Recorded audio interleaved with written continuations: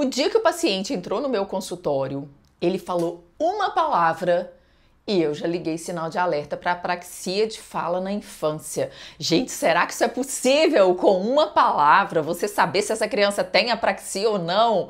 Nesse vídeo eu vou te explicar e a gente vai entender uma característica aí que é muito marcante da apraxia de fala na infância. Fica aqui comigo. Eu sou a Letícia, fonoaudióloga com mais de 20 anos de experiência em transtornos de fala, sou especialista em linguagem infantil e autora do método Multigestos Letícia.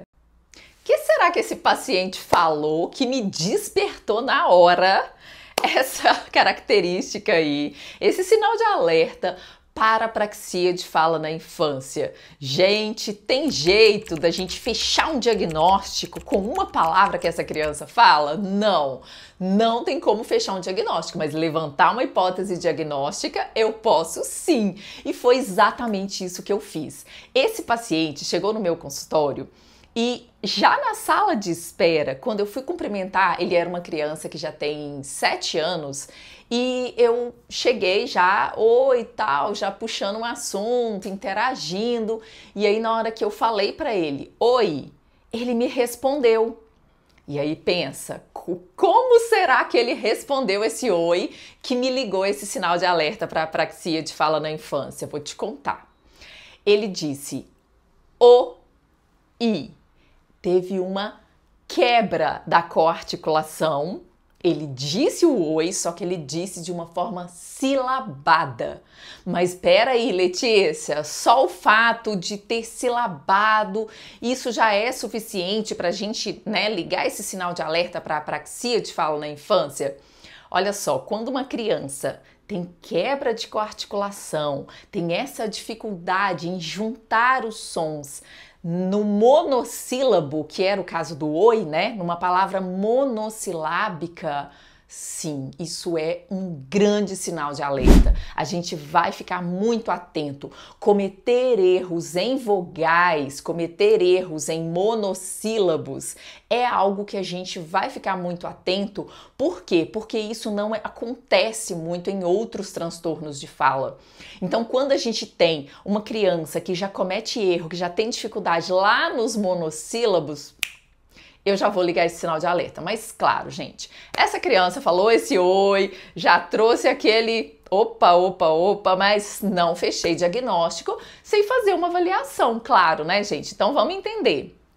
Essa criança, ele tinha uma dificuldade, nessa quebra de coarticulação, na palavra oi, e eu fui identificar se isso era presente em outras palavras. Sim, isso acontecia em monossílabo, isso acontecia em dissílabo. Gente, essa criança foi uma das crianças assim mais marcantes para mim, até polissílabo ele dava conta de falar, só que ele falava de maneira silabada. Então ele não tinha essa dificuldade em falar todas as partes da palavra, mas ele falava isso silabado. Gente, ele falava, por exemplo, abacaxi, só que ele falava abacaxi. Era um polissílabo de forma silabada. Então ele tinha essa quebra de coarticulação presente em todas as extensões de palavras.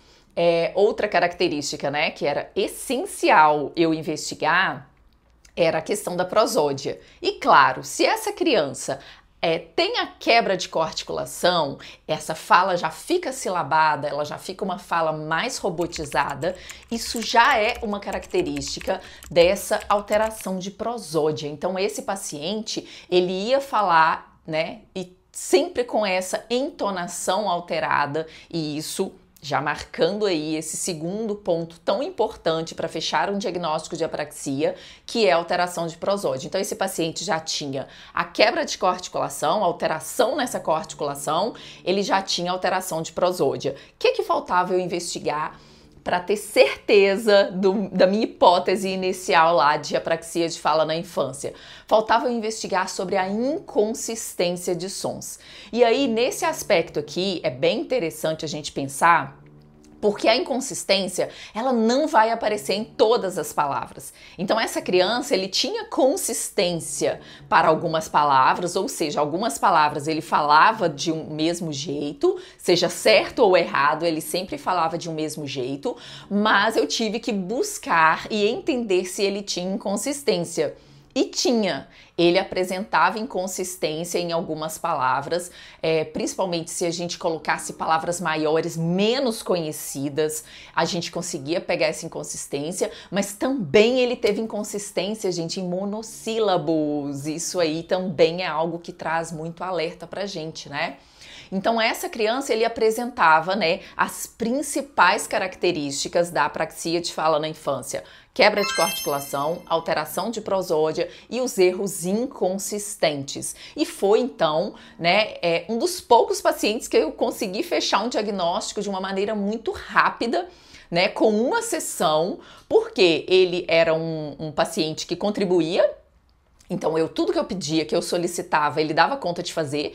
Era um paciente que tinha TEA, mas ainda assim, né, pela idade, ele já estava com, né, uma parte aí de compreensão muito boa. Então, ele seguia muito bem esses comandos. Então, foi possível fazer isso em uma sessão, gente. Mas, na verdade, como eu disse, logo que ele chegou, eu já levantei essa hipótese da apraxia. Por quê? Vamos retomar aqui.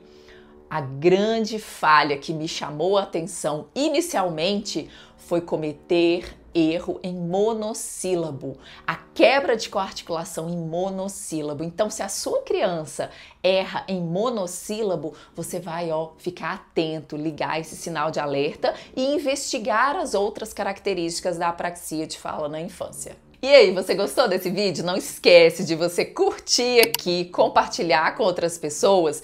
E posso te pedir uma coisa? Se inscreve aqui no meu canal, isso me ajuda muito e vai te ajudar também, porque toda vez que tiver vídeo novo, você vai ser notificado. Então, já te espero no próximo vídeo.